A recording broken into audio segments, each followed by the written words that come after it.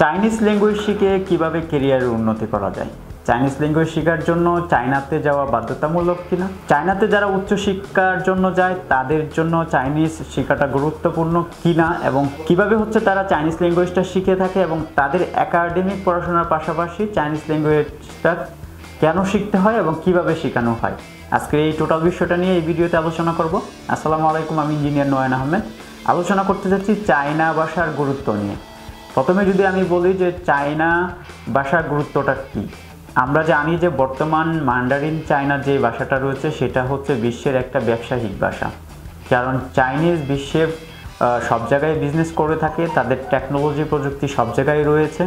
তো তাদের যেহেতু আমরা অনেকেই জানি যে চাইনিজরা খুব বেশি ভালো ইংলিশ পারে না অনেকেই, তো এইটার জন্য তাদের ভাষাটাই তারা বেশি ব্যবহার করে থাকে।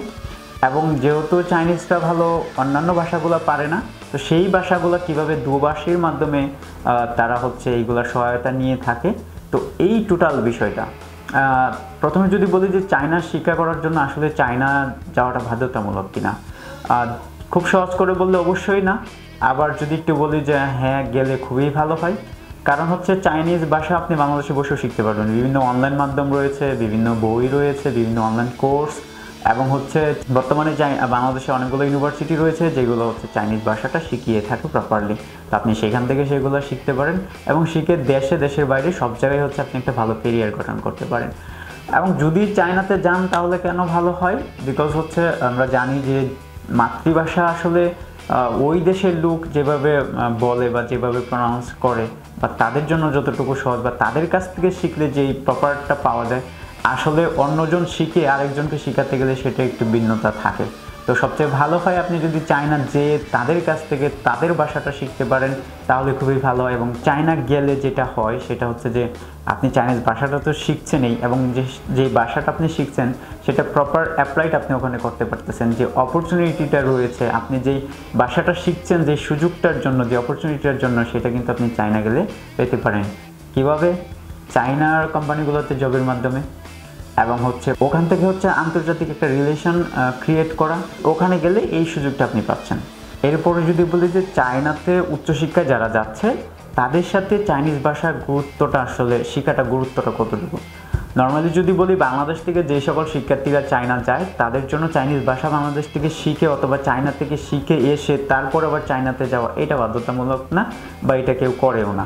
সবাই নর্মালি ম্যাক্সিমামই আমরা চায়নাতে যারা পড়াশোনা করতে যাই তারা ইংলিশ থটে পড়াশোনা করি, ইংলিশ মিডিয়ামে পড়াশোনা করি, এবং ওখানে যাওয়ার পরে আমরা চাইনিজটা শিখি। এবং বর্তমানে যেটা যে চায়নাতে যেহেতু যারা পড়াশোনা করতে যাচ্ছে তাদের জন্য কিন্তু চাইনিজ ল্যাঙ্গুয়েজটা এখন SSK 4 যেটা রয়েছে সেটা একটু বাধ্যতামূলক হয়ে গেছে।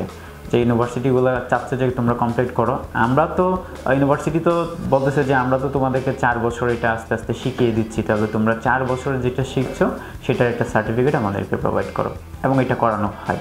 তো এটার জন্য অনেক বেশি সুবিধা। আমি আগেই বলছি যে বর্তমান চাইনিজ ম্যান্ডারিয়ান যেটা রয়েছে ল্যাঙ্গুয়েজ, সেটা কিন্তু একটা ব্যবসায়িক ভাষা বিশ্বের জন্য। হ্যাঁ, এটা নট অনলি একটা ভাষা, এটা একটা ব্যবসায়িক ভাষা। আপনি ওই ভাষাটা যত বেশি আর্ন করতে পারবেন, যত বেশি শিখতে পারবেন, আপনার কেরিয়ারের অপরচুনিটি তত বেশি বৃদ্ধি পাবে। এবং কি করবেন কি করবেন না, কিভাবে সেটা অ্যাপ্লাই করবেন সেটা আপনার ব্যক্তিগত বিষয়।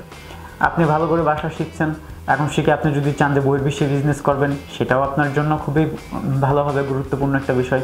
যদি আপনি মনে করেন যে না আমি চাইনিজ ভাষা শিখছি, আমি বিজনেসে যাব না, আমি জবে যাব, তাহলে চাইনিজ কোম্পানিগুলোতে অ্যাপ্লাই করেন, সেখানে ভাষার দক্ষতা আপনি পরীক্ষা দেন, অথবা চাইনিজের যে কোম্পানিগুলো বহির্বিশ্বে স্থাপন করা আছে সেইগুলোতে অ্যাপ্লাই করেন, সেগুলোতে CV জমা দেন, সেখানে আপনার যোগ্যতা প্রমাণ করেন, হয়ে যাচ্ছে। ইভেন কি আপনি চাইলে বাংলাদেশে চলে আসেন, কারণ আমরা জানি বাংলাদেশে যে প্রজেক্টগুলো হয় ম্যাক্সিমামগুলো বাহিরের দেশগুলো করে থাকে, বাহিরের দেশের মধ্যে চাইনিজও বিশেষভাবে অংশগ্রহণ করে থাকে।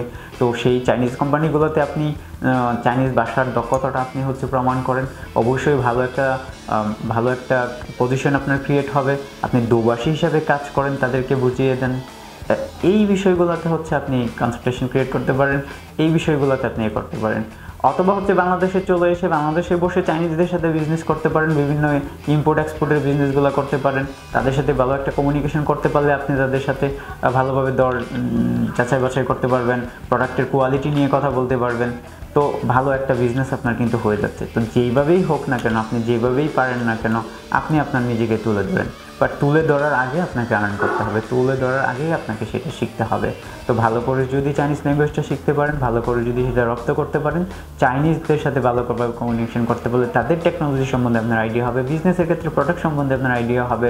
আমি আগে যেটা বললাম, দর দাম কষাকষি থেকে শুরু করে প্রোডাক্টের কোয়ালিটি নিয়ে আপনি কাজ করতে পারবেন। এছাড়াও যেটা হয় যে আমরা অনেকেই হচ্ছে চাইনিজ ইউনিভার্সিটিগুলো থেকে পড়াশোনা শেষ করে, আমার গ্র্যাজুয়েশন শেষ করে, আমরা কিন্তু ওই একই ইউনিভার্সিটিগুলোতে আমরা কিন্তু টিচার হিসেবে নিয়োগ পাচ্ছি, একই ইউনিভার্সিটিগুলো আমরা হচ্ছে রিসার্চ প্রফেসর হিসেবে হচ্ছে নিয়োগ পাচ্ছি, বা রিসার্চ প্রফেসর অ্যাসিস্ট্যান্ট হিসেবে নিয়োগ পাচ্ছি। তো আমি আসলে বিষয়টা হচ্ছে যে আমি কি আর্ন করতেছি সেটার উপরে ডিপেন্ড করে।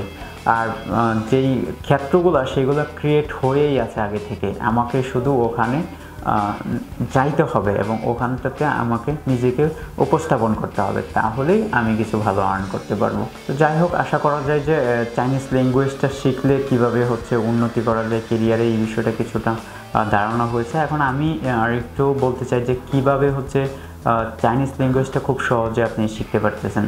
আপনি যদি চায়নাতে যান তাহলে সেখানে যে লোকাল পার্সনদের সাথে কমিউনিকেশন বাড়িয়ে দেন, টিচারদের সাথে কমিউনিকেশন বাড়ান। চাইনিজ টিচাররা শুধুমাত্র যে আপনাকে সময় বেঁধে পড়াবে বা হচ্ছে আপনি শুধু ক্লাসের অংশটুকুই ক্লাস করতে পারবেন এই সময়টুকু, এর বাইরে আপনাকে হেল্প করবে না, বিষয়টা আদৌ এরকম না। আপনি যে কোনো টিচারের সাথে হচ্ছে আপনি এনি টাইম, তারা ফ্রি থাকলে আপনি তাদের কনসার্ন নিতে পারবেন। যদি আপনার একটা ভালো ফ্রেন্ড থাকে যারা আপনাকে সময় দিবে, আপনি যে ইউনিভার্সিটিতে যাচ্ছেন চাইনিজটা শেখার জন্য বা আপনার হচ্ছে গ্র্যাজুয়েশন করার জন্য যে ইউনিভার্সিটিগুলোতে যাচ্ছেন, সেইখানে আপনি দেখবেন যে অনেক স্টুডেন্ট রয়েছে চাইনিজের যারা মোটামুটি ইংলিশ পারে, মোটামুটি ভালো ইংলিশ পারে। আপনি খুঁজে খুঁজে তাদের সাথে যদি আপনি কমিউনিকেশন করতে পারেন, ফ্রেন্ডশিপে করতে পারেন, তাহলে তাদের সাথে ইংলিশে কমিউনিকেশন করে আপনি কিন্তু চাইনিজটা আপনার মতো করে শিখে নিতে পারতেছেন, টিচারদের কাছ থেকে কনসার্ন পাচ্ছেন। এরপরে যেটা বলবো যে এই এত কিছু পাওয়ার পরে আপনি যখন ওদের কাছ থেকে শিখতেছেন, সেগুলো আবার অনুশীলন আপনাকে করতে হবে। সেটা যখন আপনি একা একা থাকতেছেন অনুশীলন করেন। চায়নাতে বিভিন্ন অ্যাপস রয়েছে মোবাইলে, সেই অ্যাপসের মাধ্যমে আপনি একা একা প্র্যাকটিস করতে পারবেন। অথবা হচ্ছে অবসর সময়গুলোতে আপনি যে ফ্রেন্ডগুলো ক্রিয়েট করছেন, যে চাইনিজ বন্ধুগুলো আপনার হয়েছে, তাদেরকে নিয়ে বসেন, তাদের সাথে কমিউনিকেশন করার চেষ্টা করেন। আরও একটা ইজি ওয়ে আছে যেটা হচ্ছে কেনাকাটার ক্ষেত্রটা।